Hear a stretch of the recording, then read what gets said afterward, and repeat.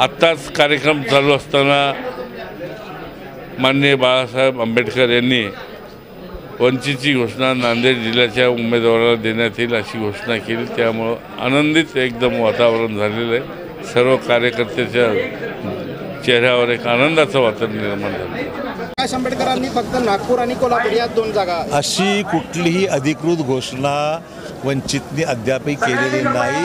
त्याच्यामुळे त्यांनी केलेलं जे काही वक्तव्य आहे वसंतरावांनी ते चुकीचे दिशाभूल करणार आहे। असं वक्तव्य या क्षणी केलं असावं वंचितचा लोकांची दिशाभूल आता त्यांना दिसतंय, पराभव समोर दिसतो आहे, म्हणून अशा प्रकारच्या घोषणा करून लोकांची दिशाभूल करण्याचा प्रयत्न आहे। नांदेडच्या काँग्रेसचे उमेदवार आणि काँग्रेसच्या काही पदाधिकाऱ्यांनी आदरणीय बाळासाहेब आंबेडकरांनी वंचित बहुजन आघाडीने काँग्रेसला पाठिंबा दिल्याची घोषणा त्यांच्या संपर्क कार्यालयात केली। हे अत्यंत खोटं आहे।